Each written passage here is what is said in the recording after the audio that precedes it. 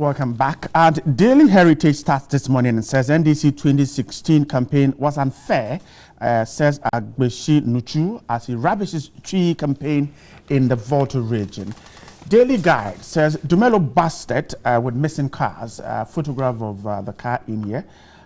We're told also on the Daily Guide that Muhammad Boys Under Fire, Accra Mayor approved, and I peddled lies about Nanado. That's from Kojo Tumbuafo. The Ghanaian Times, resource institutions to fight corruption. That's from Shraj. And then Daily Graphic, 12% Ghanaians jobless, says Statistical Service. And Kintampo Waterfalls tragedy, the story is in here.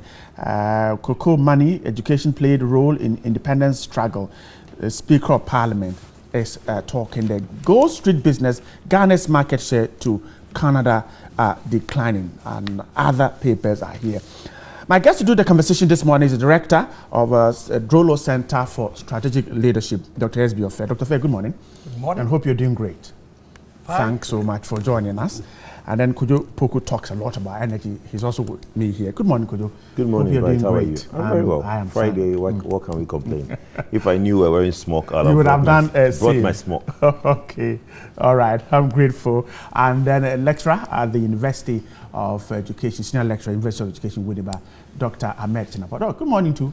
Good morning. I hope you're doing great. Yes, sir. Thanks so much for joining us. Let's start our conversation this morning and take a look at Take a look at this story, starting with the issue of the missing car. Daily Guide has this story here. The story says that national security operatives have caught popular movie actor John Dumelo with a vehicle belonging to the state and retrieved it from a spraying shop.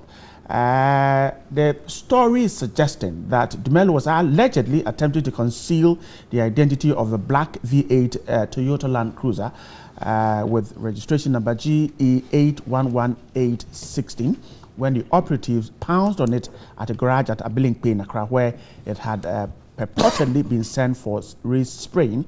The vehicle had the chassis number is here. We're told that the paper says there are two vehicles involved in this. Again, the paper is suggesting that when he was reached via telephone for his comments, Mr. Dumelo said he would not like to comment about it.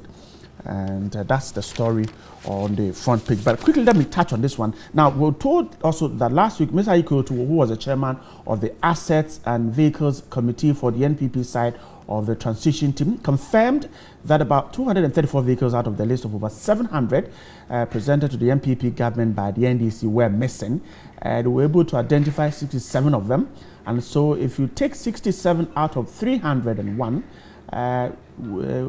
234 could not be accounted for. That's the story so far. Dr. Jinapo, let me start with you. Now, the missing cars won't go away today, but some have suggested that these cars were registered in the name of either individuals or institutions. So they might not be missing. What we need to do is to go after these persons or institutions that have their names registered with this. Now, national security is able to pick this one. Perhaps if we know individuals and institutions whose names these vehicles are registered, we can retrieve all of them. Well, let me say good morning to the cherished viewers and to my colleagues. I think I've had the opportunity to speak to this issue. And with regards to the example that you gave, where being if the vehicle is registered in the name of a person, then we need to go get the vehicle from that person. I think the premise upon which a vehicle is registered in somebody's name, which is a state vehicle, in itself is wrong, because we are talking of state vehicles. Not necessarily the vehicle registration, but it is assigned to the individual or the institution. Yes. So if it is assigned to the individual, let's say as a lecturer, I'm given a vehicle that belongs to the university to be using in my official capacity as what? A lecturer. Once I leave that position, the onus lies on me to take it back. Immediately I do anything other than that, then it means I'm stealing it. And in this particular story, when you look at the story is quite interesting. And I find it quite unfortunate if it is true. Right. Because Joe Mello is somebody who is a star. I mean, he's a celebrity in Ghana. And he's somebody that people admire and people look up to. In fact, he's a role model to some people.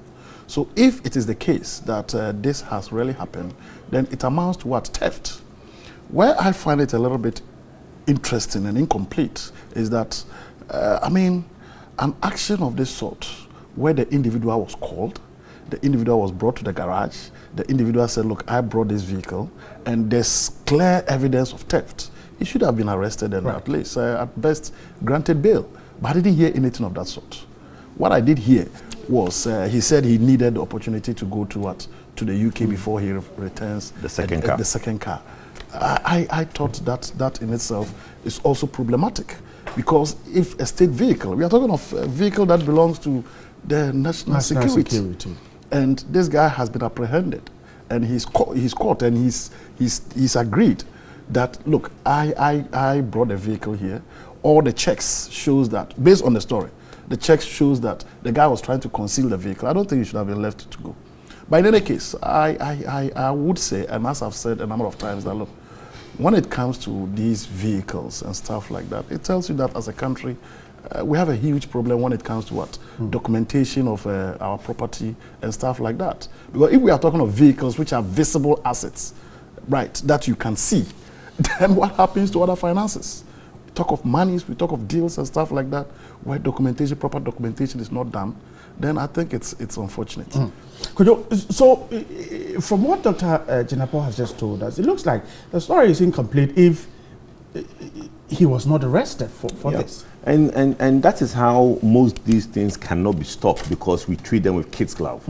Okay, the motive is that, oh, let's retrieve the car, and the man says that, oh, there's two cars. One is he gave to his girlfriend, and they should let him go to London. When he comes back, he would. You are in possession of a national security asset which you are trying to conceal, which is theft, like my brother said. Then you are being asked to leave the country. You are saying that, let me go to London and come back and then give you the second car. How, you know? We don't know how far the story is true, but like my brother said, if it's true, then there's a problem. There's a big problem. Straight away, he should have been incarcerated, given bail to return on the second day with the second car, so that the others who also have such cars will know that we are serious as a country. Look, we're talking about 78 V8s. We are a poor country. We all heard the president doing his sonar when he said that we only have 0.6% of room in our budget, where 99.4 is going through statutory allowances and all the debts we have to pay. And we now have 78 V8 that we can't find. 78 V8, by the way, even if it's 100 million per one, that's $7.8 million. So what are we, who are we kidding? You know, we've made politics seem like an opportunistic event. That is why if you go to the grassroots, people will actually kill or harm somebody because of politics. Look, now new appointments have been done. You see these new CEOs and new now riding in V8s, and V8 have now become the pride of everybody who gets appointment. I know there's a policy where in Accra, ministers and government appointees are not supposed to drive V8s. There's a policy, and it was practiced between 2001 and 2008. Everybody has a saloon car. If you watch the president when he goes to the parliament, he doesn't drive V8. Right. President, when they go to the parliament house, drive in saloon cars, because V8 and the Land Cruisers are for external travel. So I don't see why now, as a nation, we are using Land Cruisers as a status symbol. And guess what? Who pays for the fuel in these cars? Me and you. Because they all have these chits. They go to Gulf filling station, they fill them up, and they drive them. And when they park them, the engine don't go off. They keep them, the engine on, so that the air condition will be on for them. Why? It's unfortunate. But anyway, back to the story. I think the national security should be more serious. The task force that's been formed should arrest and prosecute, not just retrieving of cars, to set as an example for future generations. And people should know that, look, don't just go into politics for what you can get. Politics is charity work. Let's try and help Mother Ghana to help ourselves. Right, because I'm grateful. Dr. Ofe, the director of the Drolo Center for Strategic Leadership at the University of Professional Studies, Accra. Now, the last time we heard about this was when there was a directive that even people who want to buy, government officials who are leaving office and who want to buy vehicles should not be allowed to. And yet that directive was flouted and these vehicles were bought. Now, those who didn't buy them are not bringing them up. Is it because, like Kojo said, we don't punish people and punish them well, or simply people feeling that I have served government and so I should be able to take a bite of it when I'm going home? Right. I'm lost for words.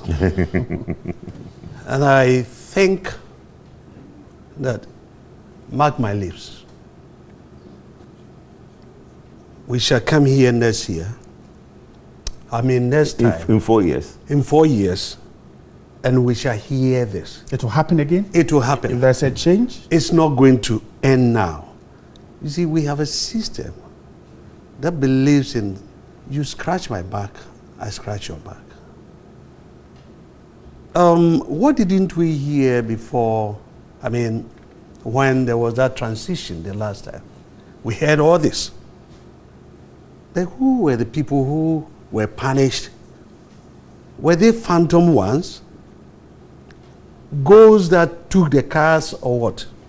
I believe that these cars, before anybody was assigned, you know, that person, there was that documentation, and the person had their names and where they were going with the cars. Are we saying that we cannot go, we don't have anything, with the cars were just given to people, assigned to people? And for that matter, we should, I think the task force is even not necessary. For me, how long are we going to have the task force? Task force is supposed to be a short-term thing. So, are we going to have the task force for maybe 4 years into President Addo's and Nanado's government running? No. I think that it should be for the national security, you know, the security agents to deal with issues like this. Task force, for me, is not going to work. People have their own interests.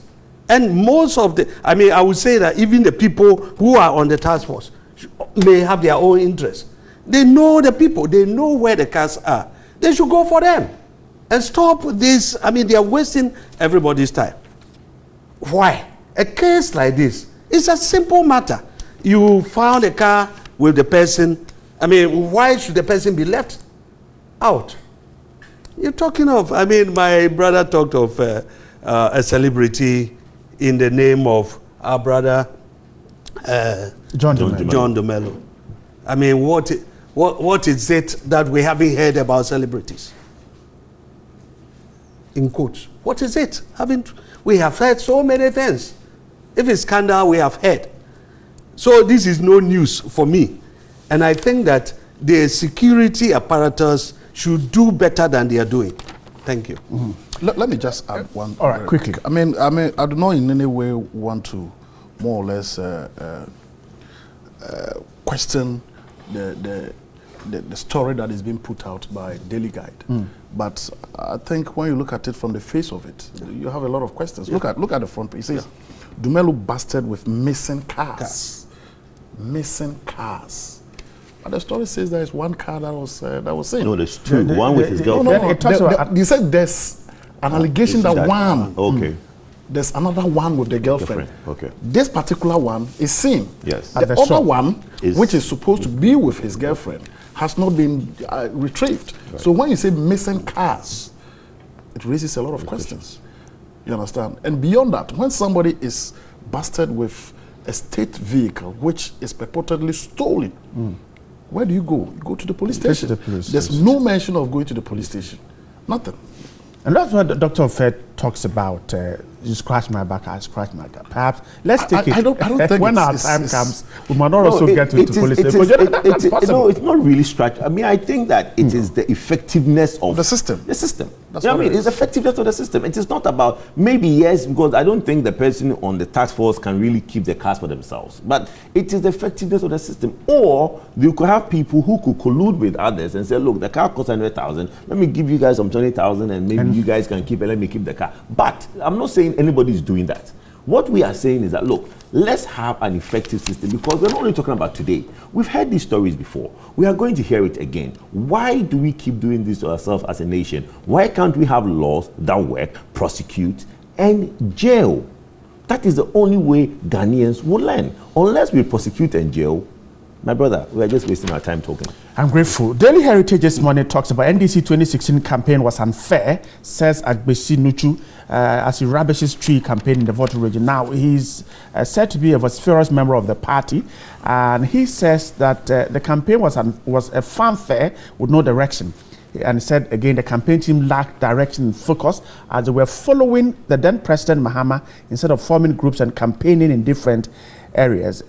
He put the blame on the national executive, which he said failed to connect with various regional branches and local executives to move and have effective campaign across the country. This, he said, contributed to apathy at the grassroots level. That same story is also captured by the Daily Guide, but here it says Mahama boys under fire, and the story says that the humiliating defeat suffered by the NDC is unearthing a lot of secrets that were hitherto unknown to the public. The so-called experienced people in the opposition party are all now accusing ex-President Mahama of running a failed campaign by surrounding himself with inexperienced people, and that led to the party's crashing defeat. Could you let me start with you? Should the NDC look at the build-up to the defeat, or they should spend their energies on the defeat? Well, you see, political parties in Ghana take us Ghanaians for granted. Look, people should stop talking about the campaign. Look, Ghanaians didn't vote on the campaign. We voted 4 years of a government. What we've been through, we sat here with NDC communicators. We sat here with members of parliament from NDC, and we're trying to tell them that, look, some of these things you guys are doing are not going down well. Some of your policies are not working. They look at you and tell you that, look, we are the ones in government, you are not, and we are the ones that Ghanaians have voted for us. Why are you the ones come and tell us this? But you see, now, when we use our time to now change them, when they didn't think we will, because they thought that if you tell Ghanaians that we have 8 years, oh, no, he's only done 4 years, please, he's entitled to 4 years, we'll give automatic, it's like an automatic thing that if you tell Ghanaians, we'll give you another 4 years. It's not. Ghanaians are becoming very savvy. Ghanaians are understanding politics. The radio, thank God, and to this platform like this, Ghanaians can wake up in the morning and listen in every dialect, be it Twi, Dagomba, Ewe, in every facet of the country. So people understand the issues, okay? And that is why we changed a government that was in place, the president in place for 4 years, and we changed them because we felt as Ghanaians, it was not working for us. Let's not and dare not blame the campaign. What are you campaigning? You are campaigning based on what we Ghanaians have seen you do. You can't come and tell us that, oh, Dubai. You know, all these things that they think that they can tell us that, oh, Dubai is in Accra. And people in the villages will think that, yes, there's Dubai in Accra, and they will vote for you just because you think. No, it is how we see you, not how you tell us. That is why we have 4 years. And within the 4 years, if we do not think you've done well, we will change you. So it should be a reckoning for all political parties, be it the one in power now, Nana Akufo-Addo's government, that if they don't deliver in 4 years, Ghanaians will change them. You don't have 8 years. The mandate that we give you at 7th December with our term is 4 years. We don't give you 8 years. So if you don't deliver, and that's why the president said he's in a hurry, because I think he knows that if you do not, and Ghanaians don't see visible signs in 4 years, my brother, we'll change you. I see. Dr. Fair, so you look at what you have done, and then you go campaign. Now the campaign goes wrong, and the whole blame seems to be centered on the campaign period, which was barely about 4 or 5 months. Is that right to start from where you want to find out reasons why your party failed? For me, I think I'll put it so aptly this way. I think, is a naive statement. To blame it on the campaign. Yes.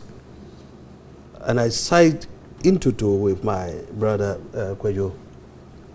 I mean, how can you tell us in the face that is the campaign, just the campaign? I mean, fine, if there were a few mistakes during the campaign, how did you plan the campaign? And the person talking, I know the person very well, very vociferous. He was my student. Your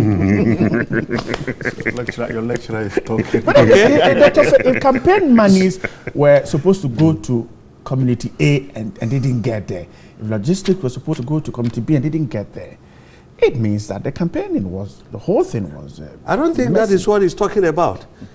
The person is saying that you go to, I mean, they went to Volta region and they were speaking Chi, as if it's only Voltarians that live in the Volta region. Okay.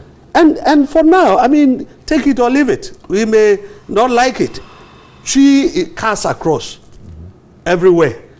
Look, I lived in Tamale, and I thought people would rather be speaking, what do you call it, Dagbani. Most people were rather speaking Chi. Why? And for you to say that the campaign, I think that, look, when I hear things like this, people, look, I think the NDC, they were living on, it was a bubble. That was, with a matter of time, was going to burst. And for me, I think people should do a thorough analysis about what went wrong, rather than telling us all this. They had a lot of issues. I mean, people were saying a whole lot of things. I believe that they were hearing. The last time I heard, people were blaming it on the president, that he caused it, and that the wife went and put up a signboard in the Bronx Ahavo region, her own signboard. And so what?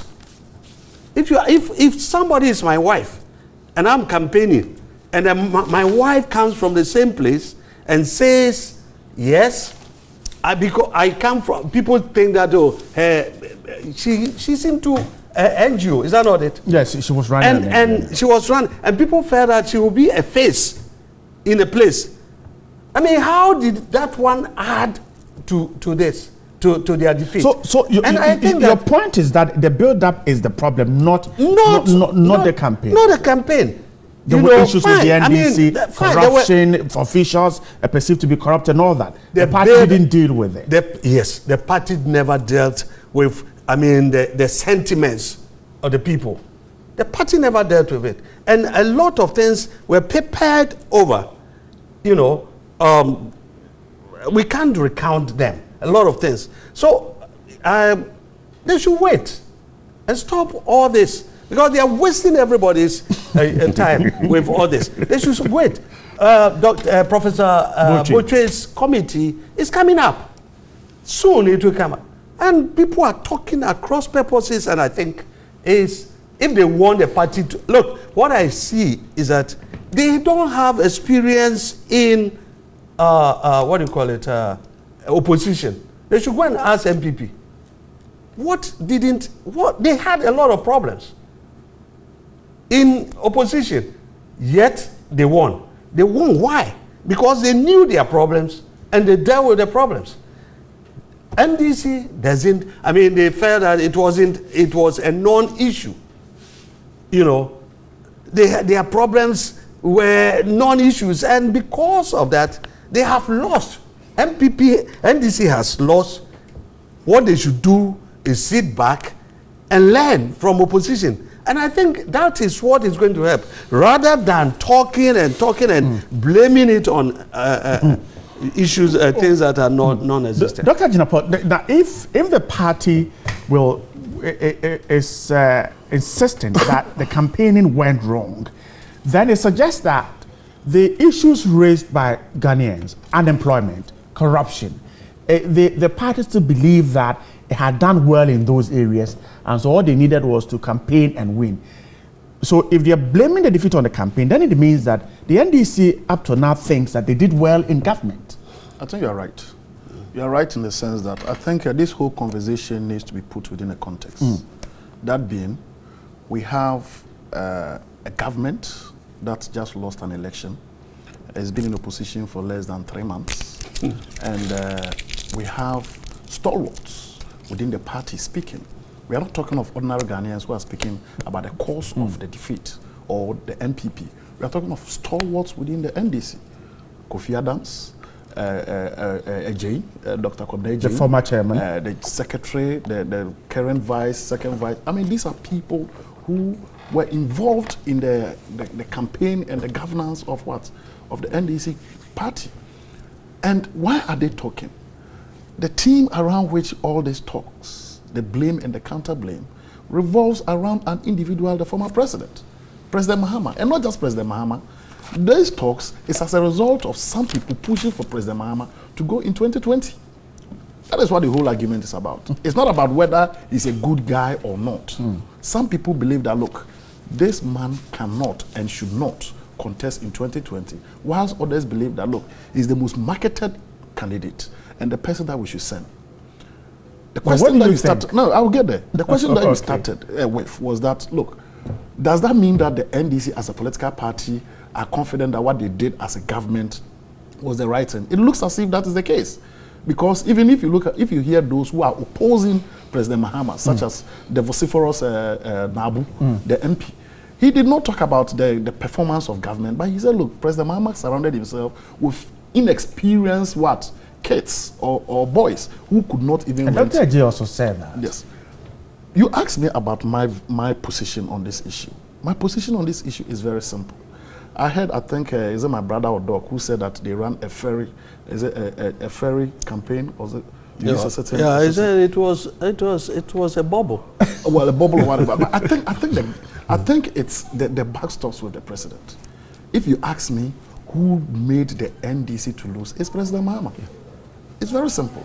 The credit goes to him and the failure goes to him. He didn't listen to the lecture. It's not about whether he listened. If you ask me, I've always said this, that when it comes to a certain president contesting, it's always a referendum on the performance of the president. It's always a referendum. And the system that we run in this country, where governance is so powerful in our socio-cultural environment, such that when you have a government in power and the person is doing something wrong, you can't say it, was what was happening under the Obama administration. In fact, people like Abembagwen tried to voice it. You remember Abembagwen making the claim that John Mahama is surrounded by people who were not involved in NDC, like Randy Abe and Standogbe, but he had to quail back because of the system that we ran. What happened was that there was lack of leadership in the NDC. That's the whole thing. As to whether... President Mahama was there, his chief of staff was there, and they put together a campaign team. So if what was the lack result? Of leadership. What was the result? The end justifies the means. What was the result? Leadership does not mean there was no individual. And that's why I started by indicating that what the buck stops with what? The president. I sit in here, I have a family. Let me land. You differ. You can differ. I will differ. No, that's fine. That's fine. I'll come to you. Let me finish. I will differ. No, yes. Listen, let me tell you something. And I'll give you a typical example. Yeah. In life, are you listening? When you are given a responsibility, you need to be accountable for it. Yeah. Nanado, at a point in time, if you remember, in 2000, in 2008, when MPP lost, there were blame and counter blames. In fact, Mr. Alan Chiramaten tried to resign. I use the word tried to resign because he said he wanted to resign because he was not handled well. What happened? The blame was partly pushed to President Kufuor. In 2012, when the MPP lost, what did they say? They said, look, we won the election, but we think that something went wrong. So they went to court to challenge it. In post-2012, when the NDC, MPP elected their candidates and stuff like that, Afoko, Kobnajapo and all these things, what happened? These people were removed. And you know for a fact, before they were removed, definitely the consent of the leader had to be sought. Yeah. People were saying there was division in the party. What is the results today? The results is that opposition candidate has won. Who is going to be credited? He's the one going to be given the credit. I see. You understand what I'm saying? So if today the president had all the resources of a nation, the resources of a party, and they went into an election. And in fact, as a matter of fact, look at the way the campaign was even run. Where the president himself stood on the platform and said, like, he's with same boat, and all those things. I mean, what was that? Do you understand? Moving forward, I think the president will have to sit, the former president will have to sit down, reflect on his actions. I'm not saying that he will not be capable to come to contest. He stands the chance of coming, but you have to sit down and take a sober reflection and reflect. In life, we fall and we rise. Nana Addo lost twice. In fact, he started contesting for elections somewhere in 1992, something. He lost twice, so there's nothing wrong with that. He has to sit down and take a sober reflection and make a decision. But he needs to know that this time, if he's going in on a disadvantaged platform. His people within the party are going to fight him, and legitimately so. They have to. They have to contest him. They have to fight him. All the mistakes that he made, they have to be corrected. When he's able to win the primaries, he's going to fight a candidate who has fought for this presidency throughout his life. And he won at a time that he was what? He was taught not to even to become a president. And he has the resources. So it's not going to be that easy. I think in all these debates, I would say that the NDC losing was as a result of what? The president. There's no doubt about it. The buck stops with the president. The president, because he was the leader and the chief campaigner and the chief administrator of the NDC political party and the NDC government. I'll come to you, but Dr. Fair wanted to react to the fact that Dr. Jinapor was suggesting the party lacked that leadership. Yeah, there was lack of leadership. Well, I won't go to the aspect of leadership. I will not go to the aspect of leadership, but I think that, remember I said something, that it was just a bubble. That was... the foundation was weak. It was weak. But whose problem was to change that? Is the leader. Sure. So the whole premise of the party... So let me advance my... It was a bubble. And, you know, we are talking of leadership. Leadership in the sense that you are talking of two aspects of leadership here. Okay? He wasn't the leader of the party. I think in the NDC constitution, he when was you become president. When you become a president, you're the leader of the party. Yeah, so who was the leader? So he now that they have no president, the leadership goes to the chairman. He was the chairman. Yes. Okay. So that's their constitution. Right, that's their constitution. Okay. Then I think that I will go for. Now you withdraw. No, I'm not withdrawing in total. But for him to say that they lost it because he was the sole. We should put the blame on him. Put the blame on him. You didn't get me. Let me. You didn't get me. Just because he I didn't leads the say team. they lost because he was the candidate. But why is he the leader of the team? No, I didn't say he was. I didn't Yes. say they lost because President Mahama was the candidate. No. Yeah. What I'm saying is, and that's why I started by saying this thing needs to be posited within a context. Yeah. The context of why they lost. Yeah. And I'm saying that Yeah. in all of this, Yeah. him being the leader of the party, the president at that time, the buck stops with him. Okay. Credit or not? When there's credit, it goes to him. We can debate this. Yes, for lack of time. Yes, let's move on. Let's wrap up For on lack this of one. time. How should the NDC pick the pieces? They have started something, but it doesn't seem to be going well. How should they pick the pieces? Well, the way they've started from January to now is not the way to go. The committee, the press conference. No, the committee. I'm not talking about that. Okay, right. The press conferences, and you see, look, when you lose election, you sit back, you look at the terrain. You see, our politics is dynamic. It's very youthful, and when it's youthful, it has a lot of room and ways to now change. So our politics terrain is changing a lot. The NDC, from 8 years of His Excellency, may his soul rest in peace, Atamil's 4 years, His Excellency John Dramani Mahama 4 years, they've come out. They should have just spent like 6 months watching the terrain. Within that time, leave the MPP, who Ghanaians have voted in, to settle.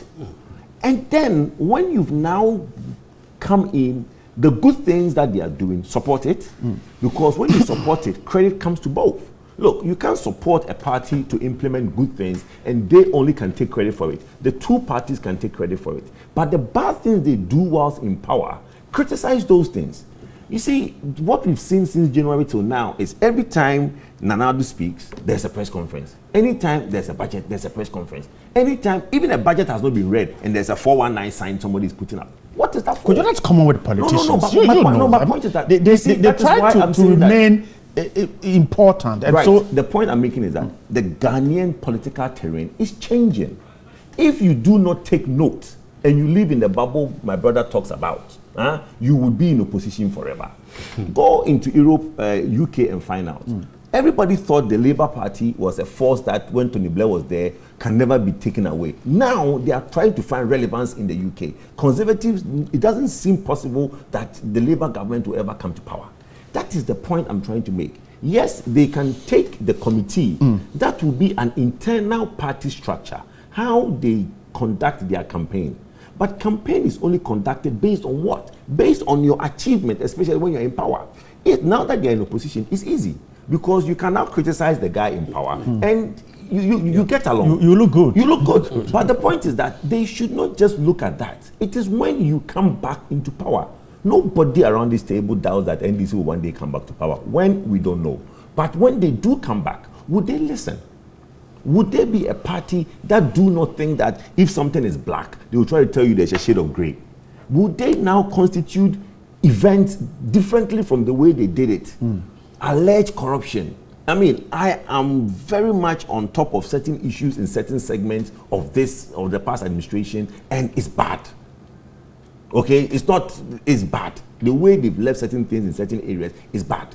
So would they come back and put the right people in place, you understand, and do things differently? That is what Ghanaians want. We do not want, if Nana Addo's government do something good, then in 8 years or 4 years, Ghanaians will now come and say, oh, we want change. Then we change back to the next option available to us, NDC, because we want change.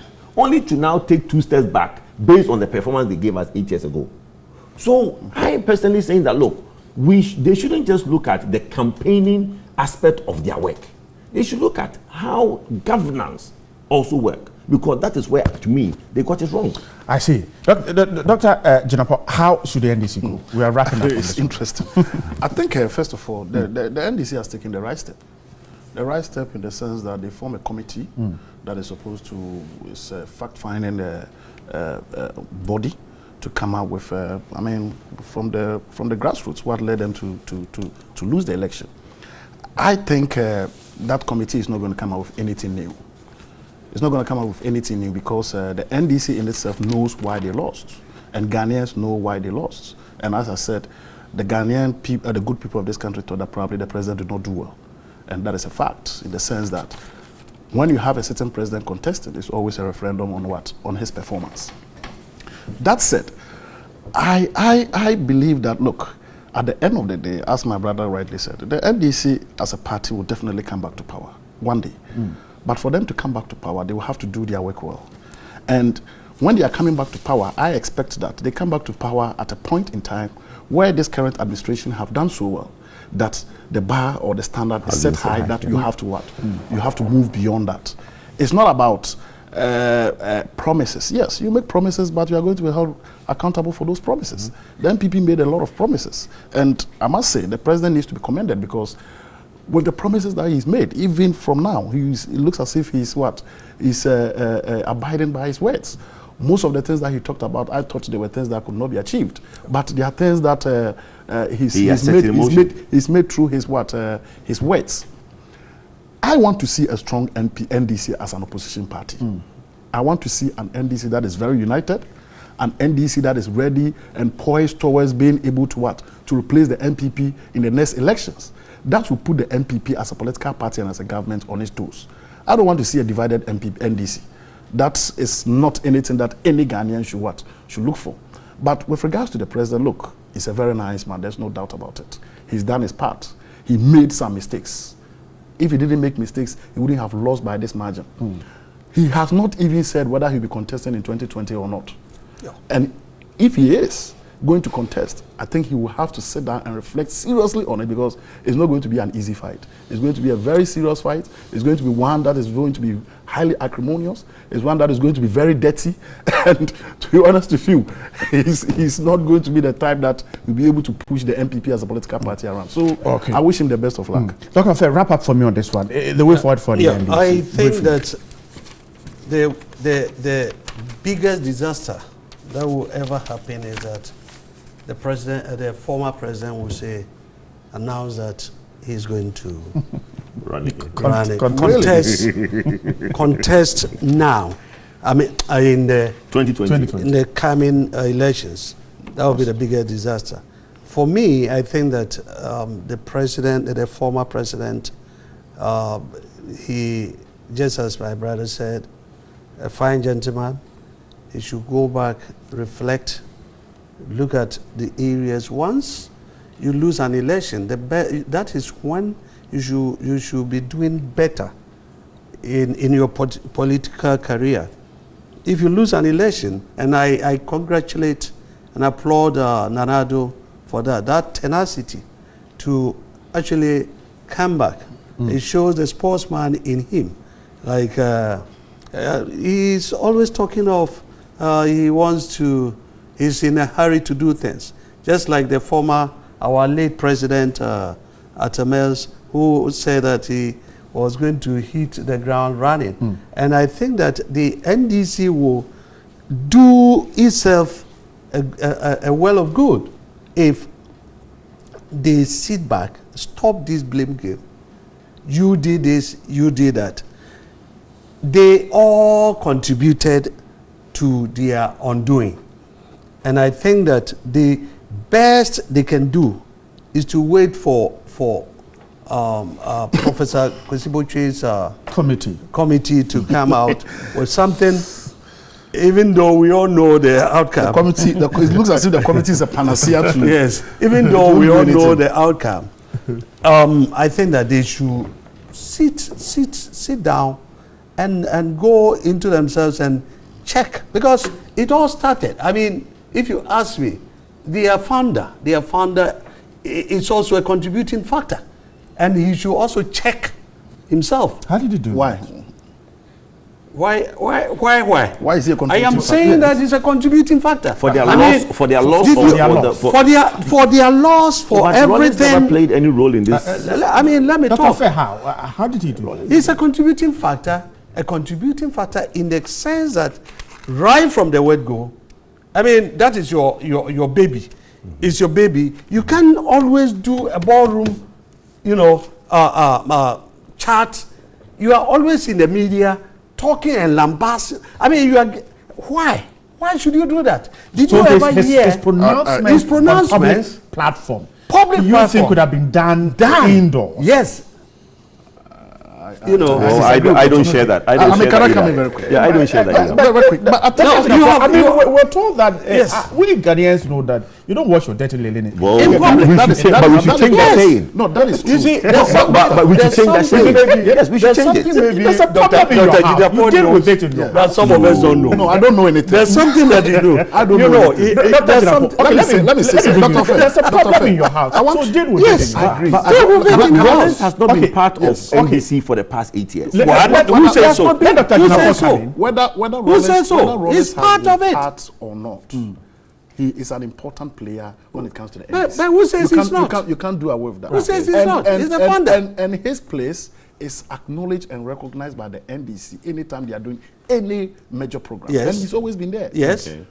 The point that Doc raised, that Rollins' utterances might have led or contributed to the NDC losing, I disagree in the sense that, one, it is true that when you have a problem, you solve it at home. But the utterances and the pronouncements of Rollins, the master let me finish.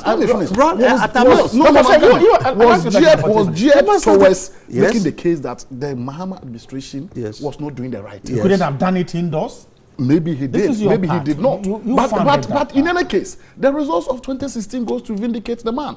Yes, it's true. Were we not in this country? Were we not in this country when His Excellency John Rawlings was booed in the stadium in Kumasi. Yes. So what are we talking about? Yes. The NDC gathered in Kumasi and booed their founder. Yes. What is your point here? My point here is that he was not given the chance to clean the wrongs. His Excellency John Rawlings has not been. Yes, my brother said he's been given that seat in a ceremonial manner. But his words has never been taken any serious in the last 8 years. No, I don't agree. You might I don't agree. I don't agree. Let's spend the last 5 or 10 minutes on this one. I don't agree. Graphic has this story. 12%, I'm told I have only 5 minutes. 12% Ghanaians jobless, says the Statistical Service. This survey was conducted in December 2015. More than 1 million Ghanaians, constituting 12% of the labor force, are unemployed.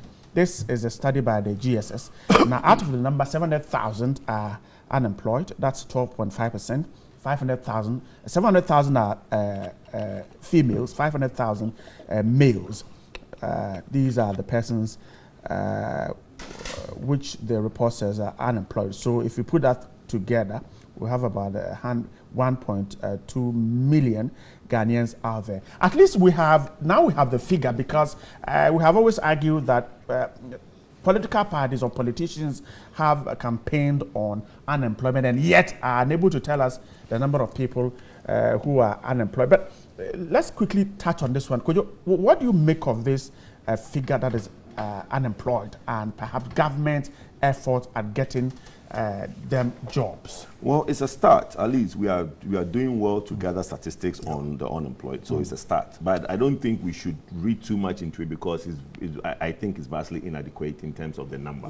Look, if you look at even how much graduates, if you look at the number of graduates that come out of the universities alone, the figures are not correct? No, it's not. I mean, I'll back that by the number of just by the number of graduates that come out of university every year.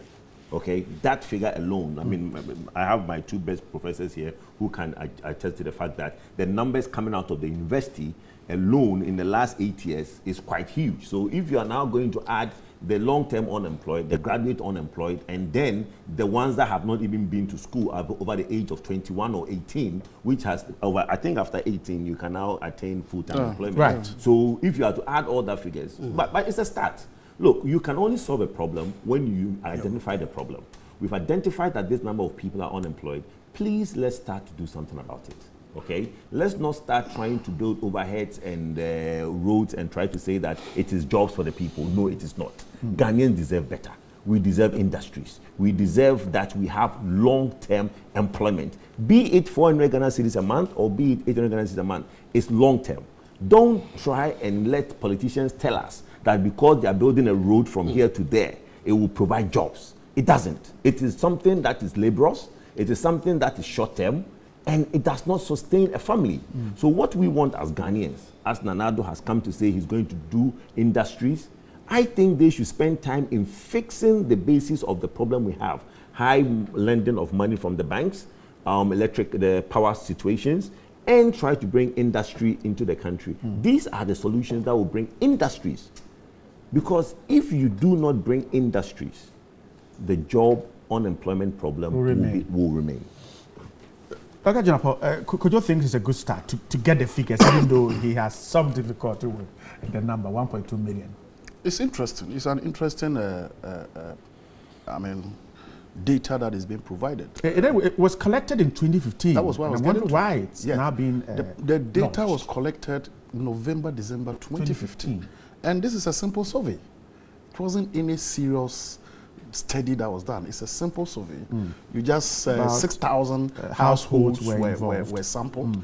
And 6,000 households, such data should be easy to interpret. And if we are talking of 6,000 households, what we are looking at is that this is more or less a sample. It's a representation of what? The nation. And you always do that. So when you look at the data itself, it's quite interesting.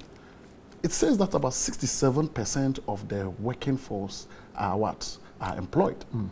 12-point-something% are unemployed, which gives you about 80%. So what happens to the 20%? The 20% is not captured. Is it that they are retired? If the 20% are retired, then it tells you that we have a very high retired population. So you just oppose that with what? Our national census. Then you see that there's a discrepancy. I look at when the data was collected, when the data is presented, the discrepancy in terms of what the data, and you put it within the spectrum of the statistical service in the eyes of the public. If you remember some time back, there was this whole confusion between about their figures and all that. about their figures.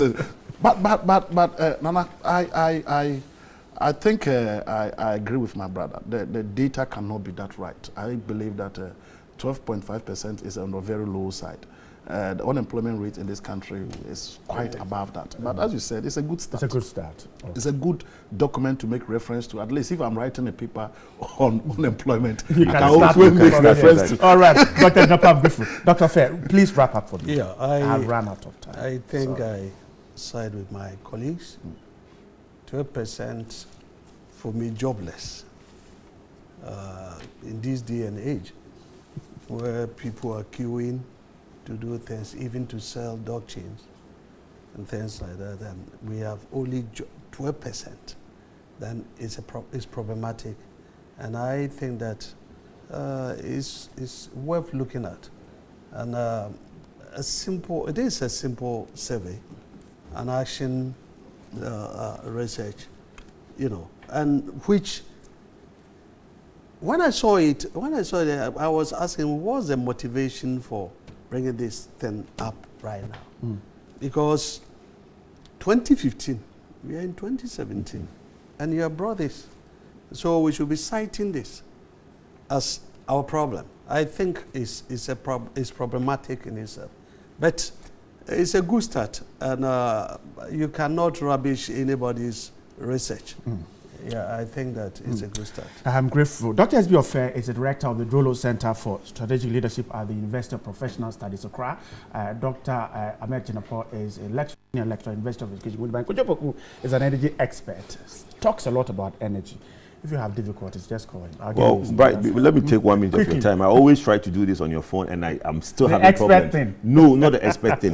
The Medina Junction, Zongo Junction traffic light. Please, I know the IGP watches this program. I know the police hierarchy watches this program. Because when they see me, you are the man on TV. They know me. Yes. So I'm sure they watch this program. We are begging them. Yesterday at 9:30, I spent an hour trying to cross, at 9:30 at night. Yeah. Because the trotros people hijack just after the traffic light. They park there. So it turns the 3-lane into a 1-lane. Lane. Please, we beg them to do something. They spend so much money to expand that road. Yes, they should do something about that Zongo Junction. Yes, please, if the IGP is not watching, the Medina MTT, and they are right there. They're right. Why should they park? I don't know. Yeah. They will bagel 9 o'clock yesterday. Just around Medina and the headquarters. The Zongo Junction, please, we are begging you. The Zongo Junction area is indeed, and when you just go past the traffic light, there's a free flow all the way to all the way. And it's like that with all these major routes. Please check it. I don't know why the trotro want to park just after the traffic light. We'll see how the police will deal with it, but we'll put pressure on them to work on it. I'm grateful for your time. Have a great weekend. Thank you very much. Thank you, Bright.